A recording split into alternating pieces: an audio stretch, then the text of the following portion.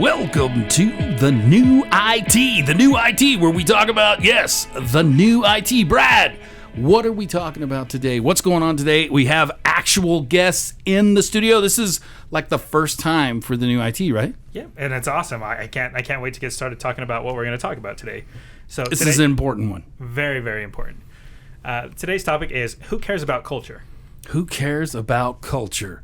I do. I think these guys do. I'm pretty sure these guys do too as well. So we are actually kind of really blessed to have two people in our office today from Culture Builders. Their names are Travis and Levi, and I'm going to let them kind of do a little bit of intro about them. Culture Builders. Well, I think we've got the right people to talk about culture, huh? No, not at all. Awesome, guys. Just kind of let's get to know you. Let's figure out what is this Culture Builders thing. Tell us a little bit about it, and then about yourselves. You want to go first, Levi? All right. So my name is Levi McPherson, and my background is actually turning around companies.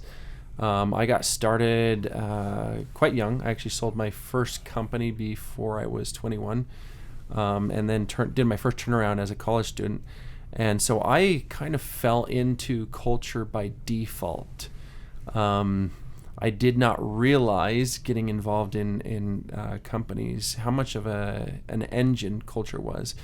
And so I spent a lot of years turning around companies, and I found that it was easy to fix systems, processes, change your strategies, but the heavy lifting work, the hard work was culture, because that's the people aspect. That's the dark magic stuff. That's the so one a little harder to change. Yes, we're set in our ways. Old dogs and new tricks, right? Exactly. So I actually met up with Travis not that far back. I was running a venture capital fund, so I was investing in a lot of different companies, and we started talking about culture, and I'm like, yeah, culture is an engine. It's important. It actually drives profits. So we jumped in and haven't looked back yet. So, and one thing he hasn't shared with you, he actually has been involved with at least a couple of different IT companies, right? This is true. And so he has. They don't have culture problems, do they? No, never. We've talked about that so much. May Poor I IT say guys. the difference between the tech department and the sales department? Enough said. Absolutely. Yeah. Oh my goodness. Oh, beautiful. Oh, this is going to be fun. I can already tell. Well, what's interesting is that I've always loved relationships. I've always loved people. I've been involved in culture building kinds of essentially two companies over the last 30 years, 15 years with another management, essentially large-scale management consulting firm, and we work with mostly Fortune 500 type companies, including Chevron and 3M and a lot of those other companies. And then 15 years ago, opened up my own company, because at that time I was focused on, it was a general consulting firm. I always loved the leadership development side. But I realized that 15 years ago, first of all, I was on the road 80% of the time, and realized that, hey, much as I like this, I want to do my own kind of a deal. And I thought to myself, so what is it that I feel like is the key that makes the biggest difference? And it always comes back to culture. I've been focusing and thinking about it literally from 30 years ago, when I made that my focus of my thesis, University of Utah, right? And ever since then, it's the one conversation, it's the one topic I never get tired of talking about it, because I believe it's not just part of being successful in an organization. Really, it literally is the most important thing you can focus on. And the reason being is, if you don't have that culture, you can have the best business idea in the world, but you're not going to get anywhere, because people are not going to feel like they're a part of something bigger than themselves. They don't feel included, and that sort of thing. So 15 years ago, I started a company, again, essentially Culture Builders. But since I met Levi a year and a half ago, it's put literally dynamite behind what I've always believed, and that is that his background in actually running these companies rather than just being a consultant on the side. Even though I've worked with a lot of companies, I also work in sports, and I know the difference, between accelerated growth and development. And for example, working with the Denver Broncos 3 years before they won the Super Bowl, we did culture building stuff. And every year I saw an accelerated difference in the way that they came together by spending a couple of days and really focusing on culture and creating that level of bond that literally couldn't have happened otherwise. And so I'm a big believer that literally, whether it's in sports, whether it's in your family, whether it's in business, at any level, if you truly understand the power of creating what we like to call an infinite growth culture and become a master culture builder, literally you can shift your long-term success so dramatically it's not even the same company. I used to be involved in some customer service trainings and stuff like that, and always said, if you actually believe in customer service and want customer service, then treat your employees amazing. Mm-hmm. Because you can teach your employees anything you want, but if they hate where they're at, they're not going to do great customer service. It starts in the company, doesn't it? And that's really just does. They were talking about culture, weren't they? Absolutely. Awesome. I love it. This is going to be exciting. Absolutely. I'm actually just wanted to dive a little bit more into, I mean, can you give any like insider knowledge about anything that you taught with like the Denver Broncos or anything like that? Well, what's interesting is I believe in what I call a player-led team rather than a coach-driven team. And this is true not only in sports, but it's also true in business, right? A lot of times, that old mindset that we're going to create this environment, and it's so coach-driven that literally the power of infinite growth and having players on the team feeling that they can contribute long-term to the success of the team, it's just unfortunate, but literally they lose the juice that is required in order to do that. And so anyway, I'm just a big believer that if you really understand the power of infinite growth in instilling that in the company and creating where players actually take ownership for the leading of the team. I don't know if you ever remembered this, but just quickly, I love to just share something that comes to my mind as I'm thinking about this, is that the University of Utah, who also I had a chance to work with, they had a chance to, they had the best year of undefeated season, and they won the Sugar Bowl in 2009. And a way to describe the difference between a player-led team and a coach-driven team was dramatic, because honestly, at that game, it was two different perspectives. Alabama, Nick Saban, who was the coach at that time, was so frustrated because the Utes, who were no one thought they even had a chance, right? Mm-hmm. They were kicking their butt. It was 21-0, and he was over yelling and screaming and banging in helmets together with the offensive linemen because literally he was so upset and frustrated. On the other hand, cool, calm, and collected Kyle Whittingham was on the other sideline, and who was doing the leading? Brian Johnson, who was the quarterback, out there leading the show because it was driven from the players.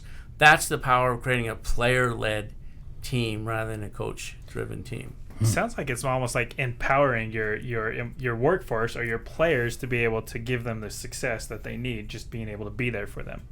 Absolutely.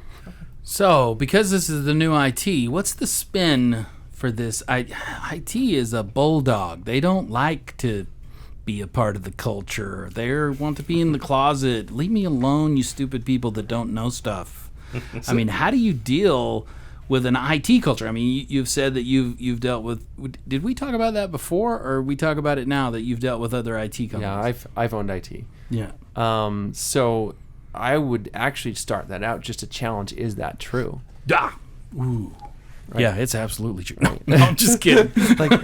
And what I mean by that is it actually true that IT doesn't want to be involved in culture, that they don't actually have a culture of their own, and that my experience working with IT departments, they absolutely have a culture. It's just different.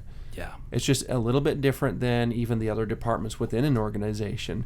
And part of that is just for common interest. So culture is all about relationships. It's all about how we communicate with one another. And some of the things that you look at within an organization is what are those dynamics that make up those relationships. So we're all looking to belong. We're all looking to feel trust. And one of the most fundamental aspects of belonging is the feeling of sameness. So people within the IT department, they'll have common affinity with one another because they're talking the same language. In fact, that's one of the aspects of building a culture is identifying what is that common language, the common values, etc. And so when I say, our IT departments, do they not care about culture? Well, absolutely, they care about culture. They'll share just as many tech references. They'll share just as many Star Wars references or Star Trek references. No, I'm pretty sure it's just Star Wars. Yeah, Star Wars. And the types of conflicts that you see typically are not as much inner department as with the other departments. External. Right? External. Like you're seeing a conflict between either the IT department and the Marketing. Right? Marketing, sales, Sales. or the customers. Oh, yeah. Right? Because they're speaking completely different languages. Yeah, that's a hard one, the customer portion, because a lot of IT, the guys, they've been doing it so long that they can't even understand or fathom how people can't have a simple grasp of the stuff, and they get frustrated. And it always frustrated me, because I've always been a people person, and it frustrated me how frustrated my teammates would get. It's like, dude, they don't do this all day. And I think if there was some way that they could just understand, it would be easy. I loved working with the people, and they would go, "Oh, Bobby, it's you. Thank goodness. Oh, great, good." Because I liked the challenge of trying to get them to figure it out. It was a puzzle for me, and I think that's where everybody that has their own expertise, it's hard for them to understand when somebody else just doesn't get it. How do you make a culture that has them understand that, or has some kind of compassion for the person that just doesn't know stuff? So part of that, I will defer to Travis in a moment, but part of that, again, is what are those social dynamics? Common language. So you got to speak. So if your tech department, you're trying to help them to understand customers, you've got to speak on a level where it's a common language or a common value set that they're looking for. Within my organizations, as we've tried to scale over the years, you know that each of us come with different gifts. Some of us have a stronger EQ, right? We have a stronger, it sounds like in your own company, you've got stronger EQ, so it's easier for you to deal with that. You also have to lend to people's strengths. If someone doesn't have a strength in that area, then you have to technically lead according to it. So as Travis is talking about a player-led team versus a coach-led team, a coach-led team would be, hey, dude, I'm sorry, it's your job. You got to do this, right? A player-led team would be, hey, what are you comfortable with? What are your strengths? Let's lend to your strengths. What do we actually need in this department? What are the customers asking for? And how do we meet them where they are? And then you collaborate. But those things only happen if you have very high levels of trust. So one of the components that we build in is what Travis likes to call safe spaces. You have to get to a point in your conversations where it's safe for someone to say, hey, look, I'm uncomfortable talking about these things. Or this is an area where I'm a rock star. Just put the saddle on, put me in the race, I'm going for it. So I'm going to let Travis add a bit to that. Well, what's interesting is a lot of times people don't even think about, how could I create an environment where people feel safe to do several things. One is, am I safe to be myself? Am I going to be accepted, or am I going to be judged? Because what happens is if you don't create that safe space, people just put out the image that they think is going to be accepted by that person or whatever. The second is, can you create a safe space where actually people feel like that they can challenge? One of the things that Levi and I really believe in is creating an environment where actually people are willing and able and have the safety to challenge what is going on, to challenge, and also the space to contribute as well as to learn, because all those things require a sense of safety. Because if you don't feel like you're safe, in other words, if you feel like you're going to be judged, or you feel like you're going to be rejected, or you're not going to feel a part of the team, there's no way that you're going to do any of those things, right? You're not going to. If you shoot the messenger's going to quit coming. That's exactly right. And so people are going to shut down. And unfortunately, a lot of times the leaders of an organization that are more, what would I say? A personality? Yeah, exactly. they don't have the patience to really get to know people and create that safe environment. So anyway, it's just some things to think about. Is it's really an art form and things you can do to create a psychological safe environment where people can do all those things, right? Challenge, contribute, they can learn, and most importantly, they actually feel like they can be themselves. Because a lot of times they don't feel like they can really be honest or transparent because they're afraid they're not going to be accepted or they're going to be judged. Why do you think that's changed? I mean, 20 years ago, we weren't talking about culture. Nobody gave a crap. You went to work. You did your freaking job. Your boss told you what to do. But that is no longer the case. I mean, everybody's talking about a group led and not a coach. I mean, it's this team thing. I mean, it's everywhere. I mean, companies now are shining how much they do that. What changed? What happened? Well, I have a few thoughts about that, but I'm going to let Levi take a shot at that because he actually has. He and I have discussed this a number of times, and I just think that he's got some real nice insights about this. Well, first of all, Travis was talking about it 20 years ago. That's right. But second of all, so what's changed? I actually believe that it's of necessity. So if you look at how fast technology is compounding, you look at the world is shrinking, and so. You think not that many years ago, did I even know what was happening in the lives of my former schoolmates? But now I just log on to Facebook and like, oh, dude, they had another kid. Who knew, right? So it's of necessity that we're focusing on it because when things change really fast, so this is, I'm going to put the geek hat on for a second. Like I've studied psychology for years and years and years.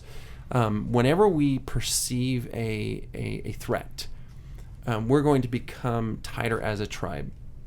And sometimes in the environment that we're in, change, it's viewed as a threat, right? It's kind of a carrot and stick. There's a carrot in front of us that all this change is going to be super exciting. We're going to be able to do all these wonderful things. But at the same time, there's a stick behind it saying, if you don't keep up and if you don't change, you're going to get smacked. And you're going to get smacked hard. And so you're seeing organizations that used to be able to operate on a more hierarchical threshold, right? That their management style, their structure, they get the pants beat off of them by flat organizations, young kids that are just talking, they're chatting back and forth on their apps and they're hanging out in these cultural environments where they've got the table tennis or the video games, and you're looking like, how in the world are they winning? Well, what's happening is everything is being disrupted, and so we are forced to identify into groups, tribes, communities that are productive, just out of survival alone. Wow. That's very interesting. Yeah, that's right on. That's cool. I mean, I see two things here. I mean, from this vantage point, I also see that social media is becoming quite the change mechanism to help us push us further along. But from that same standpoint, being a business owner and understanding how to impact culture, it's my job to empower my team to be able to help them to do the jobs that they need to do. So it's my job as the owner, to give them the tools they need, to be able to give them instruction, and then to be able to say, okay, how can I help you? What can I do to further your progress? Is that basically what I'm getting out of it? So let me have you restate that, because I'm not sure I understood the question. So in terms of where we're going with culture, is that where we're going, where it's being led to be able to help empower our employees to be able to work with them? Okay, so I think I understand the question. So let me answer it this way. I believe what's happening as far as the general culture is concerned is you're seeing a lot of upward pressure in a few areas. Number one, you're seeing upward pressure where we are actually requiring a more of a lifestyle work environment, right? Mm-hmm. So like this could actually have been our work environment, or I'm sure you've done several podcasts from Zoom. So as a result, you're also seeing that dynamic between company owner or manager and employee. It's shifting. Like considerably. Yes. Like this is not a small thing. And so one of the biggest threats that we're seeing even in the companies that we work with is fragmented cultures. Right? COVID happened. Cliques like in high school or like that? Yeah, not only that. So yes, cliques in high school or just fragmentation from lack of connection At all. Right. From anybody. We did in a very small group. Yeah, and they're the whole world. Yes, exactly. So people might be talking with only the person that's in their physical geographic location that they go play basketball with. Everybody else, it's all virtual. So are we really part of the same culture? Are we really part of the same team? Oh, this leads me to a question I really want to ask. So was this the culture or not the culture? When COVID came, everybody went in home, and that put everybody upside down, and now everybody's freaked out because culture is weird and we don't have this connection we used to have. And my question is, was that inevitable? Was that going to happen without COVID, or has COVID made it a different world now? And do we have to change it? How do you guys feel? I mean, it's kind of turned everything upside down, right? It has, and whether or not it's inevitable, or it was inevitable or not. Because I know from IT's perspective, I had guys 15 years ago talking about, dude, I could do all this from home. And we used to talk about, why can't we just be that at home? Yeah, absolutely. And to be candid, my second IT company, we tried that. We actually tried a completely virtual before workforce. COVID. Way before COVID. Mm-hmm. And it was hard. You got less productivity. There was less cohesiveness. There was more fragmentation. There was more conflict. And so whether or not it was inevitable or not, I don't know that I can really make that as a hard and fast stamp. But it's definitely, now that it's here, it's changed the dynamics dramatically. And there are still companies struggling with it. Yes, you can do the work portion from a tactical standpoint, or from just day-to-day pushing numbers. But what you can't do on the same level is synergy. Like synergy's not good. Like synergy is going to be that energy. Even us being physically in this room makes a difference. It absolutely. There's Absolutely. cues. Hands down. There's physical energy. So we had a retreat that we conducted not that many months back out in San Diego for a tech company, and we were shocked to find out that a good chunk of these individuals, because it's a young company, fast growing, had never met each other in person. Wow. Like Never. That's never happened before in our careers, where it's like, wait a minute, we just conducted this retreat and everybody's like, oh, it's so nice to finally meet you in person. Weird. Right? It's a strange world. And the takeaways for people were, now I feel like I know you. Now I feel like we can work together. Now I feel like we're on the same page. And it literally took that physical getting together, playing together, having real conversations, late night, campfire conversations, for them to feel like they could trust one another and really be collaborative. So, I mean, having said that, I mean, are companies that are going to more this remote option, or do you, are they going to struggle going forward, or do you think that are they going to need to have like some sort of hybrid approach, or how do you think they are going to react to hearing news about this? So I believe some type of hybrid approach, but I'm curious what's going through Travis's brain. Well, what's interesting to me is that there's always going to be a role for technology and working, off site and whatever else.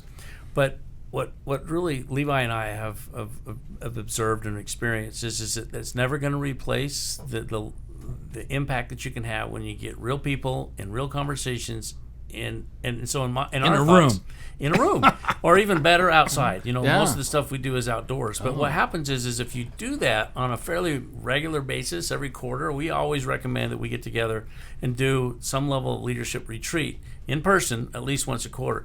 Then you can use technology to build off of that, right? Because if you don't do that, what happens is it almost dehumanizes people. I think at some point that even though we think that Zoom is the same, it really isn't. There's just a way that this never can replace that human connection that you create when you're in the physical proximity. And so, like Levi said, the key is to recognize that they both have their place, technology and working offsite. But I got to tell you, it's important that we don't go so far that you forget that there's still power and the things that you cannot replace in that human connection that you have when you do it in physical proximity. So with that said, people have been talking about that there's so many companies saying, okay, it's time to come back to work, and people are going, dude, no thank you. This has been great. I'm not coming back to work. Now, as an employer, hey, dude, do you want your job? You come your freaking butt back to work, right? Or do you sit there and go, you know what? There is something powerful. Could you set a culture there to say, guys, this isn't just about our job. This isn't just about this work. This is about the connections that we created. Our job. Is that something maybe that could give people a little more, hey, guys, there's a reason that it's powerful to be together. I don't know that there's a question there other than, is there hope that we're still going to be human beings? I might have a question to kind of tie into that. So I did hear, Travis, you say that from a leadership standpoint, you should go every quarter? Every quarter. From an, I guess, leadership to employee standpoint, how often should you be interacting with your team to build that camaraderie or to do off-site events or outside of work events? What are your thoughts, Levi? Well, certainly quarterly. You need to get together. And one of the questions I think earlier about, I think you were asking about how do you create that culture with even tech teams between employees. A lot of it is modeling, right? So you can never underestimate the value of leadership. A company will rise no higher than its leaders. And so if it's not being modeled at the top, then how can you expect it to happen? Trickle down, right? And will never happen. Right. And so I guess to kind of tie in the, hybrid versus, hey, this is your job. I think it really, you have to break down and look at the different types of tasks that are being required. I think the more collaborative, the more creative, people have to get together. I think the more mundane type roles, I can work virtually for JetBlue and I can punch, which they've been doing forever, right? Exactly. I can punch stuff in, but at the higher levels, the more creative the task, I think you just can't replace that in person. So how frequently that needs to happen, you've got to just, it's like any relationship. It's like you got to build and work on it. It's like a marriage. Like, I can tell when I need to take my wife on a date, right? You better. When things aren't gelling as well, you just right. So it's I'm fine. Oh crap! She used the fine word. Frustrated, intense, neurotic energy. We're in trouble. Get out the flowers now. Yesterday, a company culture is no different. Yeah, that makes complete sense. Yeah, it does. I mean, let me ask you this. So I understand the power of culture, and I understand the value of making sure that the team, understands how to work together. So things that we try to do is we try to get together and do something non-related at least once a month. Whether that be hitting golf balls at Topgolf, whether that be doing community service, whether that be going to a Bees game, it doesn't matter. We're just trying to build that camaraderie. Now, are we going down that right path, or do we need to be worried about certain things going down with this much exposure to each other?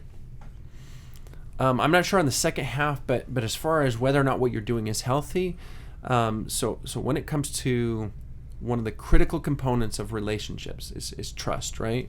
So I will trust you based on a few things. Number one, common affinity.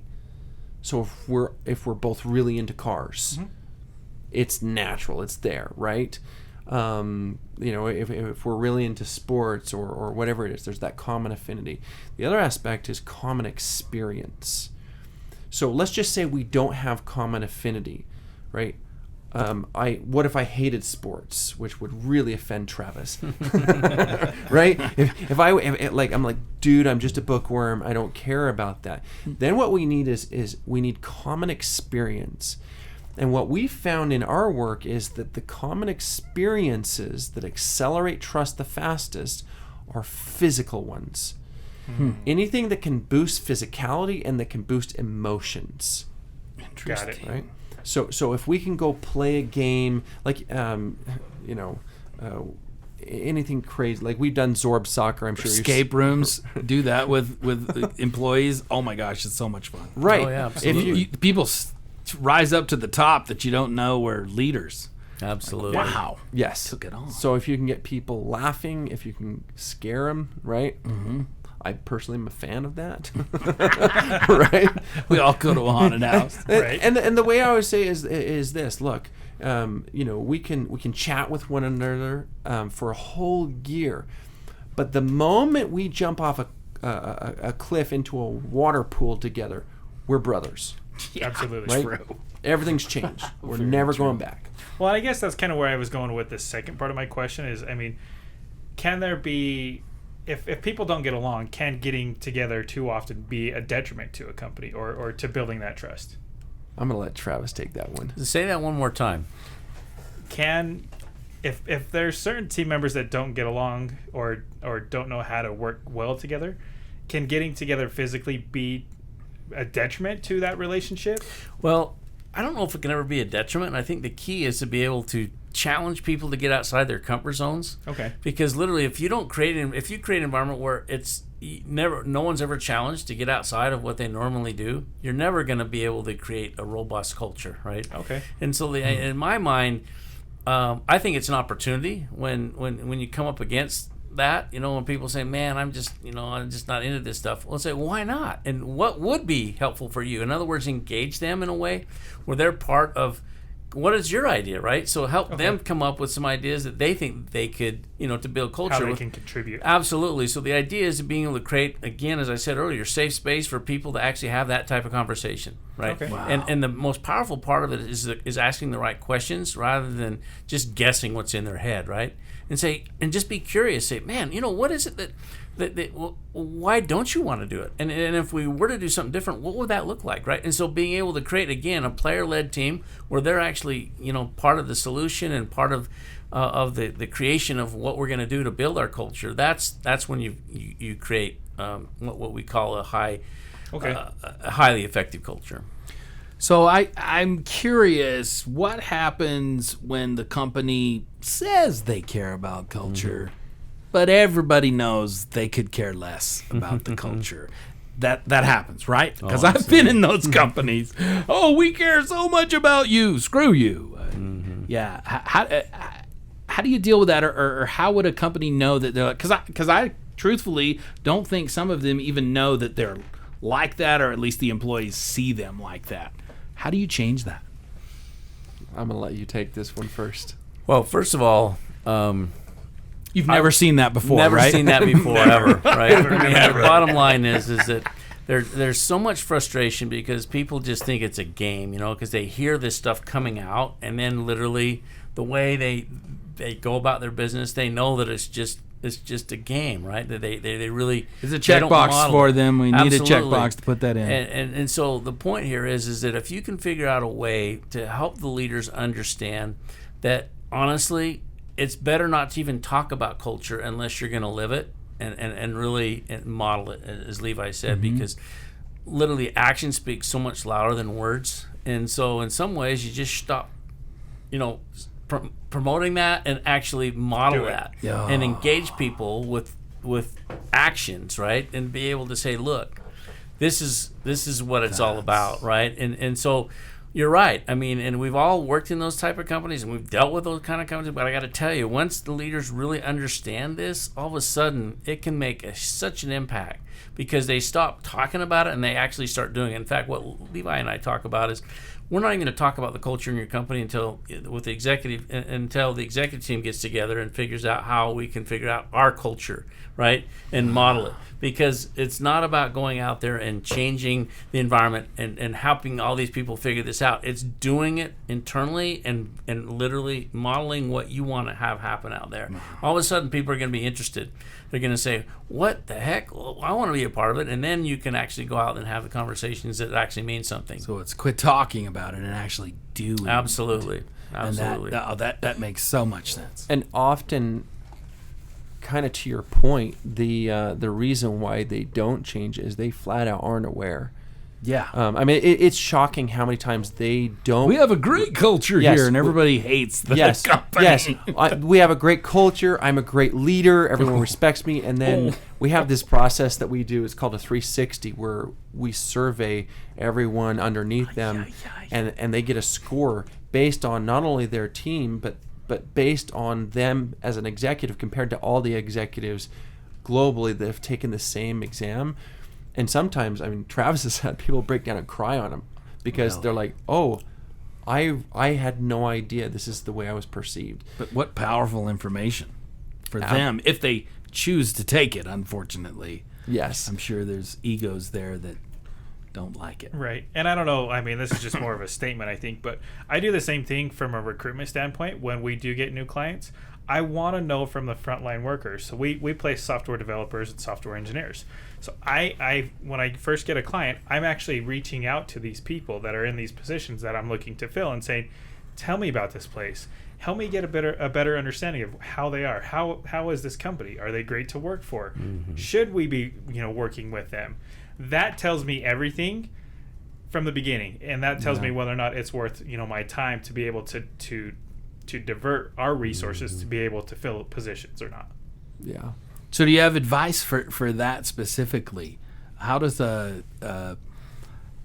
person that wants to get hired at a company, how do they understand or learn about that culture and know if they want to be there? How would you do that? Fantastic question. So I actually the same way that you just mentioned. So you call them and ask. Like literally. I mean that's network. We do the exact same thing. So we have this program that we call Winning by Quarters, where we mentioned that like once a quarter we take people out. Oh, I thought you were playing quarters. No. That's after. That's after. But before we actually will do a retreat, we'll do an audit. And we do exactly. We'll set up Zoom meetings. We'll interview everyone that's related to going to participate in that particular retreat. You can't substitute asking questions. I know there's a lot of platforms out there that try to automate it through, surveys and whatnot. But what we found is just having that physical conversation, because then whether or not it's safe. You can read between the lines, the nuanced answers. One thing that we talk about in creating change is what we call the behavior triangle.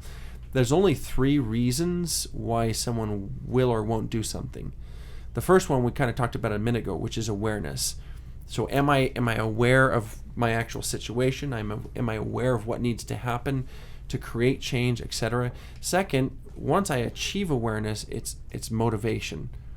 Okay, great. I know what I got to do. You're telling me I have to come down here and work every day, but I'm not motivated to do that because I got a taste of freedom, right? Whatever it is, I'm not motivated. Same reason why we keep eating things we're not supposed to eat, etc., right? It's because I love it. Because it tastes so good. I'm more motivated for the sugar. Absolutely. Chocolate. The final reason, and this is very important from a leadership standpoint, is ability. Do they actually have the ability to do the thing that you're asking them to do? And so when we do these audits, we're looking at making an assessment overall, right? Take that full perspective. Is it an awareness thing? Is it a motivation thing? Is it an ability thing?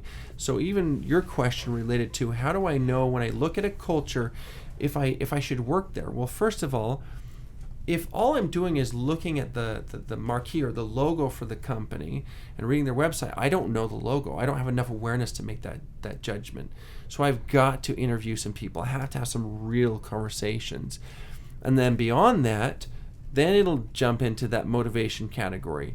And part of that's going to be, is the person I interview, do I have that common affinity? Are they like me? Did they give me an answer? Like normally when we're looking at working somewhere, yes, it's do I have the ability to do this thing, but do the people there, are they like me? That's really what we're looking for. Are they like me?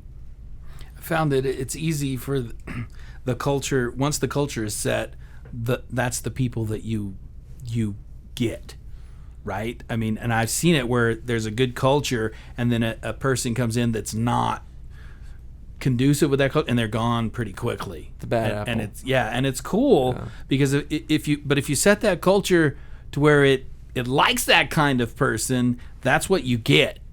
And I've seen it so many times. That's where we finally realized how important culture is. It, like you said, it's everything. Once you set the right culture, then all the right people on the bus and all that crap we read about in every business book will work. But without that, it won't. Yeah. Woo! Any last words? We've been having some fun, dude. It's over 40 minutes. We've been going, man. Wow. Yeah, this is exciting. I think we just got started. Yeah, this has been really engaging and really fun. has. Good culture, guys. Good culture. Thank you. Absolutely. Thank you. Any last words, Brad? I don't have anything. I mean, no. You guys want to leave us with any gold nuggets for the listeners out there, like business owners that are looking for IT or an IT person looking for a job and how to understand the culture? Any last words? Both of you. Just take your turn. Well, I would just say, I always share with CEOs and president of companies, remember 3 critical keys if you want to be successful long term. Number 1 is make culture your priority. It has to be the priority. If everything that you do and say, you have to ask yourself, how is this going to impact my culture, right? Number two thing is you got to model it, like we talked about before. You got to do the work. You got to be willing to go out there and, frankly, you've got to be on your own personal leadership development journey and process. Number 3 is you need to, if you want to create a culture that's really going to be healthy in the long run, you've got to become a master culture and a master communicator. So those 3 things, culture is a little priority. You got to model it. You got to essentially. You got to live it. You got to live it. You can't just talk the talk. You just can't live it. Absolutely. And finally, you really got to connect with people, and you got to literally got to be able to bring people together at the end of the day. And you can only do that through communication. And truthfully, it is work. Absolutely. I mean, it is work. This isn't something that magically just happens. It takes work. Oh, absolutely. Awesome. What are your thoughts, Levi? I would just say in parting that the way I view culture is the engine, right? You've got a company, it's got strategy, got the wheels and everything else on it, but culture is going to be the engine that gets you where you're trying to go. And there's a whole bunch of different aspects to that, but if you want to boil it down into some of the most rudimentary components, at its most base level, how you build culture is by having conversations. So if you can master that, if you can really, it is work. There's something that unfortunately we're not taught. We're not taught well in schools. We're not taught even at the university level, right? Which we've all spent a lot of time. Just talk to another human being. Yes, how to communicate with other human beings. And if I'm being candid, this is actually the largest threat to our democracy. If you take it outside the corporate realm and you look at our country culture, is that we do not know how to have real conversations. They talk, nobody listens. Yep. Exactly. We're just trying to compete. Yeah. Instead of trying to have dialogue, trying to have shared meaning. Wow. So at the end of the day, if you're truly going to build a culture and you're going to build one that's going to give you infinite growth, you have to learn how to create shared meaning. Awesome. This has been great. Absolutely.